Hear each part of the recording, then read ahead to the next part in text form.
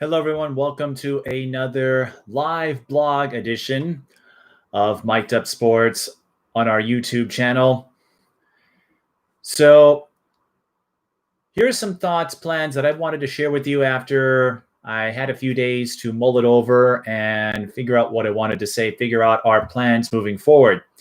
As some of you know, last week the Minnesota State High School League Board met and discussed what to do with a winter sports season. The board did approve winter sports competitions for the 2020-2021 school year, and presuming we don't have any restrictions that would upend those plans, every sport will be held with a 30% reduction in games and no more than 3 teams per meet.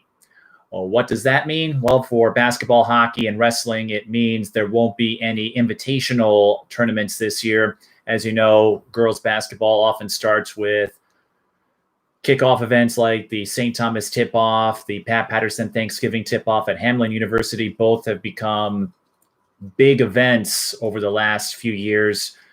Over the Thanksgiving weekend, 2 days of nonstop basketball starting in the morning, ending at night. The Breakdown Tip-Off Classic, one of the biggest invitationals on the basketball calendar. Hello there, Kendall. Also won't take place this year. The Clash, which is a big wrestling meet. All of the Thanksgiving and holiday tournaments for hockey, they won't happen either. So it will be strictly dual meets in the case of basketball and hockey. Well, thank you for being a big fan, Tristan.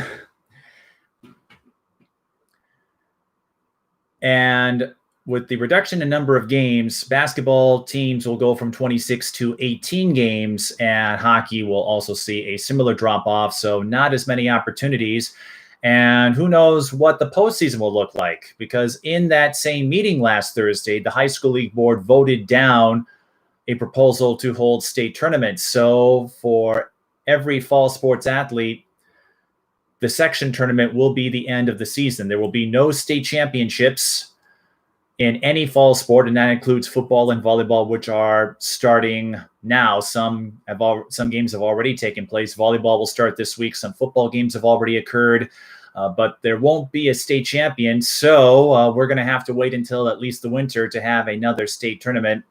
From a health standpoint, I can understand why they're not having state tournaments, but it does feel a little weird to have a season where you create the potential of spreading coronavirus, as we saw over the last few days with the super spreader event at the White House. Now, I've seen a lot of precautions in place at the high school events I have covered for soccer to help reduce the risk, and their outdoor sports, which also helps. But it's almost like they're trying to have it both ways. The state tournament would present a bigger risk because for those of you who follow it, whether on television through KSTC's coverage or PrepSpotlight.tv, they have webcast a lot of state tournaments not televised by KSTC over the years. You like watching football, but you don't like playing football. Well, I'm not much of an athlete either. But with the state tournaments, I've covered them in some capacity for several years with volleyball, basketball. I did some football. I've done wrestling. And you have multiple classes. And with the way the state tournaments are structured, in any sport, you have usually 8 teams in team events, and not to mention all of the athletes in individual competitions. You have them all gathering together in enclosed spaces. The state wrestling tournament draws a big crowd to the Xcel Energy Center. The state hockey tournament typically sells out every year. Basketball draws a crowd, especially with the boys events. Girls, not so much, but they have a niche. But you have so many classes and people from all parts of the state coming together. That would create an even larger risk where someone could catch it, spread it to their community, and especially in rural areas where health services may not be as plentiful, that can pose a big risk. So that is my estimation as to why the board voted down state tournaments, at least for the fall. We'll see what happens in the winter, but given where we're at right now, it would be a tough sell. Maybe things get better or things head in the other direction. We are playing a giant guessing game, and we really don't know what the answer will look like until we get there. That's what makes this pandemic so frustrating. So it's unfortunate that we won't have state championships to celebrate, at least for now. I don't know when we'll go back to them, but again, it's an understandable decision. But it also creates sort of that incomplete feeling, much like when the winter state tournaments for basketball and other sports were canceled at the onset of the pandemic. So what does that mean for our sports coverage? Well, in the case of indoor sports, they're not allowing spectators, as the Minnesota State High School League is following the guidelines put in place by the Minnesota Department of Health. I have seen a couple of petitions from basketball parents pleading to get fans in venues. I'm not sure that will work. I've seen a lot of petitions through change.org and other websites get passed around. What impact they have, I don't know, but I wouldn't find it the most persuasive. The other problem you run into with having fans in indoor venues is the varying sizes, crowd capacities of these gyms. I've gone to games at Como Park. If you've listened to some of our previous live blog entries, Como Park, they have a small gym. Farmington, Cretin-Durham Hall have larger gyms. It would be easier to social distance in those facilities, but places like Como Park or Concordia Academy, which has just one set of bleachers, Maranatha Christian Academy, a smaller gym, it would be more difficult to distance. And of course, what happens when you bring people in? They'll want to mingle. You'll get parents who want to say hi to each other, and you kind of let your guard down. So as frustrating as it would be for a parent or a relative not being able to watch their athletes play in person, I feel it's the safest way to go, because over time, we've seen this, people start to get sloppy, and that's when things can unravel in a hurry. And we're trying to avoid that so we don't have to put the kibosh on athletics, especially with a big senior class in basketball. And I say this every year, there are good number of student athletes who have Division I offers, are looking to land those college scholarships. Maybe they haven't settled on a school yet, and if they're not able to have a season, well, that puts their future in doubt in ways no one anticipated around this time a year ago. So I don't see a change to it. I know some have brought up AAU, Fall League, and other events where they have allowed spectators, but those are not regulated by the high school league. So those organizations have separate protocols in regards to who's allowed to attend. I did go to an event in Shakopee, and there was a limited number of spectators allowed, but there was quite a bit of crowding. People wore masks, and I think it goes without saying that masks will be required if we do allow fans back for indoor sporting events. As far as I understand, there weren't any massive outbreaks, although I have read some outbreaks related to sporting events, none that I have attended so far, at least with soccer and the AAU event that I covered back in August. What this means for our sports coverage is tough to say, because what once was our advantage, most of our games air on tape delay. We don't have the equipment to go live, at least not at the level that I would like to. And I mentioned this a while ago, where everybody and their mother can do a single camera stream. We're trying to stand out a little more and give you that feel of an ESPN or a Fox, Big Ten Network, CBS, give you the feel of a major network sportscast, as opposed to just a single camera stream with a robotic camera or a camera op. And again, that's not to say those are terrible viewing options, but we'd like to give you a little more because we've seen that effort pay off in more ways than one. But because fans aren't allowed, and the high school league also put in restrictions on the number of media outlets who can cover games. So anyone who wants to broadcast a game the high school league for now is allowing only one streaming outlet per venue. In the past, we haven't had trouble covering games that other outlets were broadcasting. And I think it goes in part to the advantage we had. Our broadcasts were on tape delayed to give me time to edit, assemble, and put in the graphics, replays, and other elements to make the broadcast feel like you're watching it at home. And then we'd send a copy to the stations featuring the stations whose schools are in their coverage area.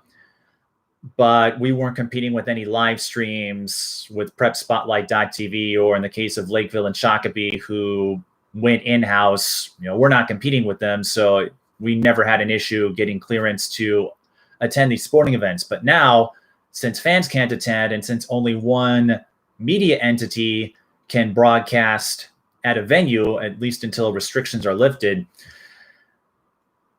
it means we're likely not going to be able to cover the number of games or the number of schools that we have in past years. Obviously, number of games, because you're going from 26 to 18 and there are no invitational events. That's where we would pick up a lot of games and cover some teams that we couldn't always get to over the course of the regular season due to distance or other commitments. I think last year I joked about how every game night there were at least 3, 4, or 5 options on the boys and girls side as far as games to watch, and it was always hard trying to pick which ones. But some schools like the Lake Conference have put in an agreement with the NFHS network, where they set up a robotic camera to stream games. Prep Spotlight will do some live streams. And because of the arrangement, it's going to be more difficult for us to broadcast games because we don't have the ability to go live, at least with the equipment on hand.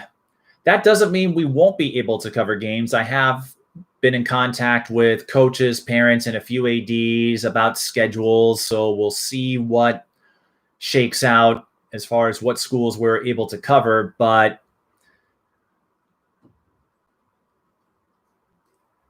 the bottom line, if you have followed our YouTube channel, we picked up over 10,000 subscribers this year. You're not going to see as many games or as many teams as before. That doesn't mean we're going away, but right now, what was an advantage for us is now a disadvantage, because without the ability to attend games in person, parents are going to want to watch live streams because they want to see how their kids are doing.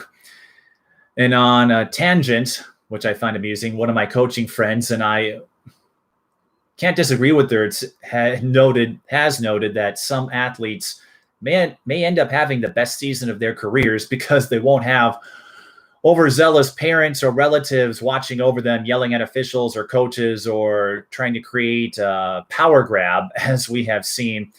I've been privy to some examples of that over the years with my broadcasting. Now, most of the coaches that I've talked to, or just about all of them, have said they'll send me their schedules. They would love to have me back, but I'm sure they're aware of the same situation that I am, that there will be a limit on the number of media outlets for now. Whether or not that changes this season will depend on where we are health-wise in this pandemic. But yeah, we just won't have as many games for you because of the lower number and no invitational events that we've relied on for so long, including the tip-off events that I mentioned. And another one that we had covered over the last couple of years was the Minnesota Fury MLK Classic, which brings teams into St. Catherine University. And that's another small gym, which again speaks to the problem of trying to bring fans into indoor venues. The larger schools have bigger gyms, so it's easier to space out, but the Butler Center at St. Catherine is another one of those gyms where you have a real tight space, and so it would be really difficult to bring any number of fans in and avoid having them mingle together.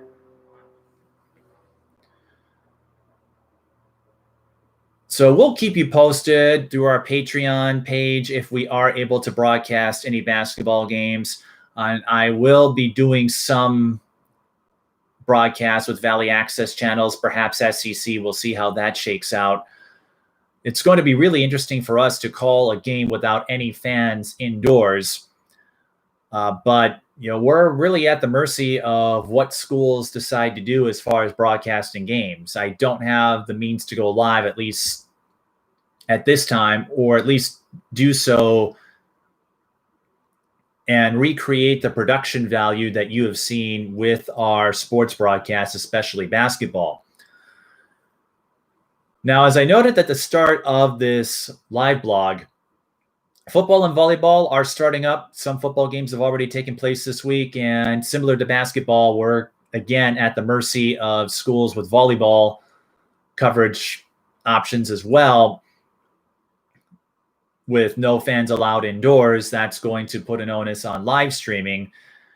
Now, those who were involved in live stream broadcast, tape delay, what have you, are hoping that next year or whenever it's safe again, we'll be able to restore a sense of normalcy, or at the very least, what I hope will happen is that once restrictions are lifted, once we clear the hurdle on this pandemic, and it's important to stress that we will go back to some sense of normal. I've seen some panic-inducing articles suggesting we'll never go back to the way we were, and to an extent we won't, but this isn't the first pandemic we've faced and overcome. The flu pandemic of 100 years ago, for example, crippled our society. We bounced back and life resumed. So we'll get through this. We just don't know when. But we won't be able to cover as many volleyball or football games for now. And so, as I was saying, the hope is that once restrictions are lifted and it's safe to bring in a number of media entities to cover games again, then perhaps we'll be able to resume our normal coverage slate after we have spent the last 10 plus years building up our basketball network. We were on a good trajectory for lacrosse and volleyball, but lacrosse games were canceled last spring, and some of our volleyball games are now starting to get picked up by algorithms. So we are starting to reach out to a bigger audience, which is good for us, but that momentum is now on hold, depending on what schools will allow folks like myself to cover games. We do have a pair of games scheduled. On Saturday, we'll be doing Concordia Academy and Casamanterville volleyball, and then we'll be doing Concordia Academy and St. Agnes football in the evening. And that will give us a test run. It will be the first broadcast of any kind that I have done since February. And that will give us a good read on how this can work and what to expect for future events. I don't know how many football games we'll be doing, because with the season starting now, it will be a 6-week season. So it will wrap up mid-November. No state tournaments, so you don't have to worry about sections, or I should say, don't have to worry about that. There will be a section tournament, at least if things go according to plan. But football, especially up here, it can get really cold in late October, November, and our camera equipment doesn't like the cold weather. If you're a techie, you know that batteries drain a lot faster when the weather gets cooler. And with volleyball, again, we'll have to see. I was able to get clearance to cover Concordia Academy's volleyball game with Casamanterville. We'll see how that works out. Hopefully we'll be able to bring you some more games later this season. But again, it all depends on what the Minnesota Department of Health recommends, because that is what the Minnesota State High School League is going with in terms of coronavirus-related provisions. So this is a tough time for us. We'll still get opportunities to cover games, that much I'm certain of, but it's been a tough few days just coming to terms with the fact that we may not be able to bring you games at Hopkins or Park Center or some of the other schools that have become annual destinations for us. But we'll do the best we can. One thing that I have noticed or confirmed over the last few days is the level of support that I have with parents, coaches, players, and even some ADs. So we'll do the best we can to cover as many games as we can, but I'm sharing this with you so that you understand, in case anyone asks, or if you are wondering, why am I not covering this team? I know Park Center has gotten some viewership over the years, and of course, Hopkins was a huge ticket all over the country thanks to Paige Beckers, and with the team they have coming back, they were sure to be another team to watch again. But we have to go along for the ride that is in place in order to keep people safe. Trust me, I would love to cover 30, 40 games like we did last year, but that probably isn't going to happen because we have fewer games, and we also have to adapt to the restrictions on the number of media outlets who can cover games. The hope is that this is temporary and that we'll be able to resume our normal coverage plans, but we'll do our best. And once I get schedules, we'll reach out to the ADs, see what kind of clearance we have, and I will keep you posted on our coverage plans through Patreon or our live YouTube blog. Coaches are still putting together their schedules for basketball, so we don't really have an idea what the season will look like yet. I wouldn't be surprised if conferences, at least the larger ones, stick to their conference-only model that they've been doing for soccer and volleyball, just to make scheduling a little easier. I know the Suburban East has done that. The Metro East has done that. Some other conferences are putting in some non-conference matchups. But again, this is all a big guessing game. If you're a winter sports athlete, I'm sure you're excited to at least have the potential to play basketball, hockey, wrestling, what have you. And even though some are upset about not having the opportunity to play in a state tournaments, let's not forget there was a huge group of athletes who had no spring season. A countless number of seniors who graduated in 2020, didn't have a sports season to look forward to or any of the other amenities that they had been looking forward to all their lives. So I hope the athletes who take up winter sports and those who are finishing up fall sports understand that, yes, we may not have a state champion, but what happens if there's an outbreak? We saw what took place in the White House just a few days ago. And if something like that were to happen here, we're still dealing with a virus whose effects are not entirely understood. And the last thing I would want, even though I'm looking forward to having some games to cover, is to have someone's health, my own, an athlete's, a coach, to have their health compromised when they weren't expecting it. With the way this virus operates, you can have it, not know it for days. So it's tough. Again, I know I'm deflated that I'm not going to be able to cover as many games and bring you the level of exposure that we've grown accustomed to for years. I remember the comments people make when we feature new teams in our coverage plans or in our coverage slate that you maybe haven't seen before, and how excited some of my regular viewers are to see some new teams and how ecstatic they are to see some familiar faces like Stillwater and Hopkins and Como Park. My guess is we'll have an easier time in places like Como Park, some of the city districts where they don't have ubiquitous streaming options available. Other schools we'll have to see. I know the IMAC already had a deal in place with the NFHS network, but we were still able to cover games because the NFHS system is all robotic. So there are no staffers in the building to run the equipment, or at least a minimal number of them. And so we were able to still cover games. And again, it goes back to our tape delay model, not competing with any live streams put in place by the schools and the corresponding media outlet.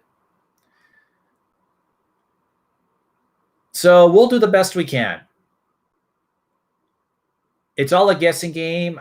I can't really say what's going to happen for us on the number of games we can broadcast this year, but if I were to put out an estimate, some of the places, some of the smaller venues, maybe lower demand schools in terms of exposure, and that it's not a knock on their athletic programs or their talent, it's just how things are. But the city schools like Minneapolis, St. Paul, your Como Parks, Minneapolis South, I would think we may have an easier time getting the okay to broadcast those games.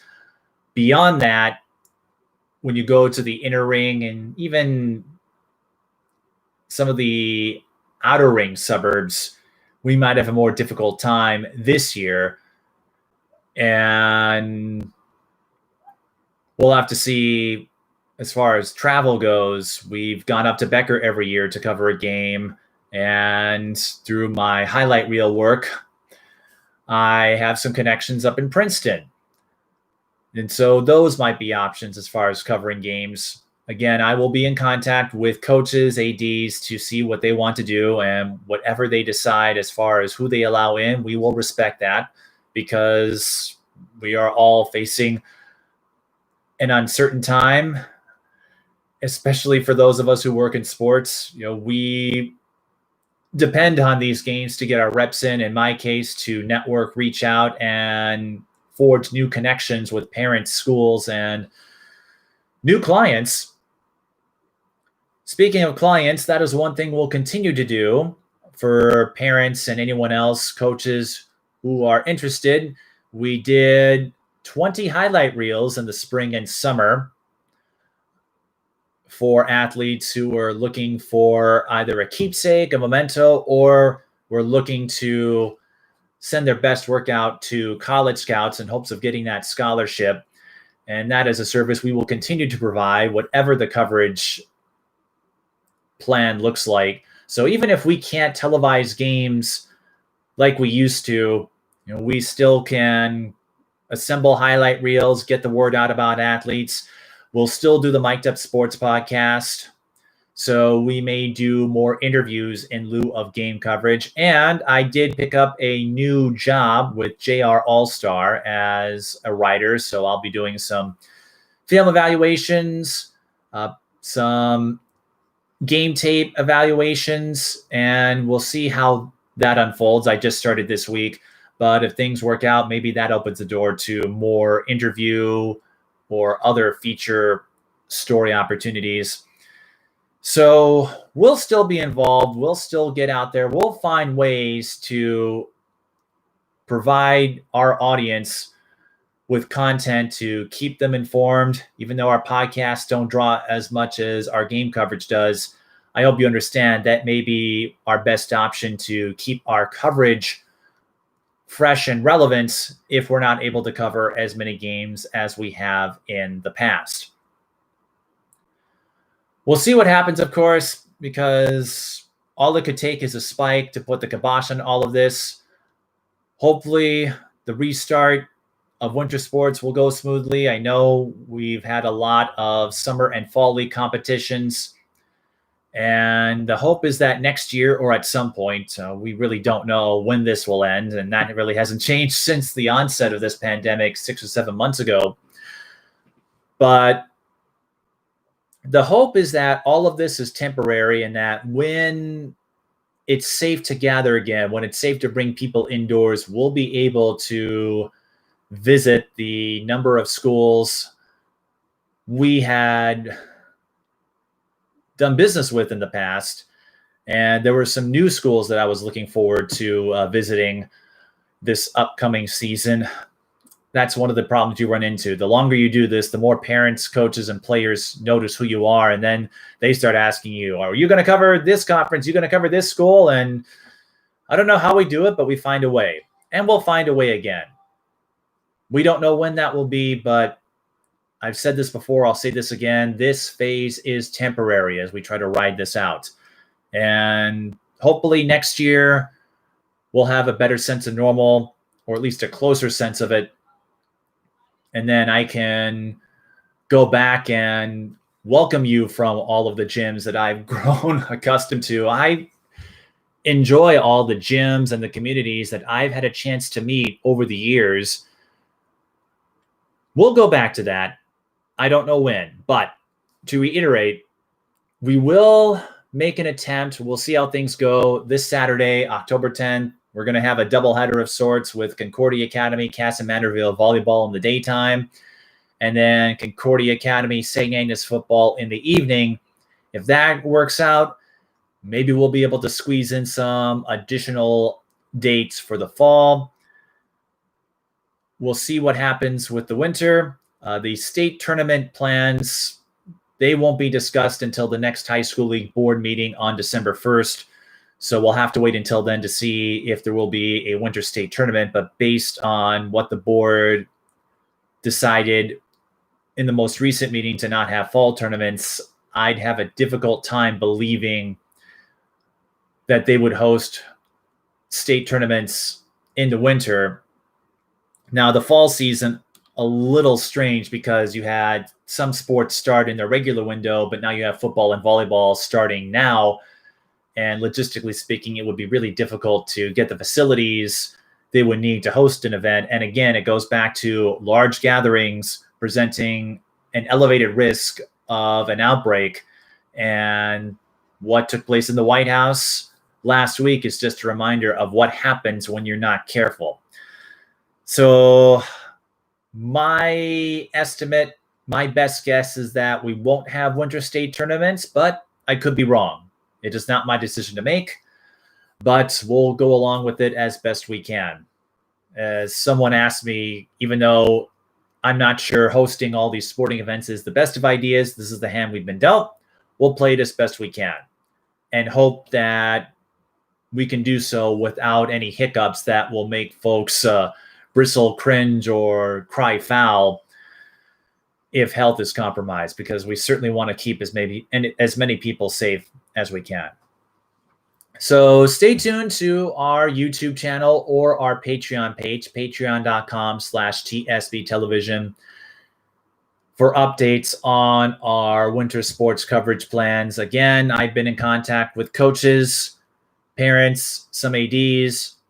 We'll cover as many games as we're allowed to, but we are dealing with forces outside of our control.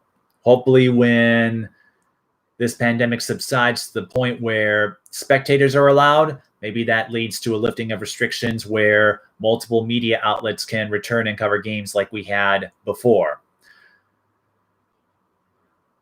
In one way or another, we will find a way to provide you with basketball coverage, volleyball coverage, and again, it may look different than what you've been used to seeing if you follow my YouTube channel over the last decade.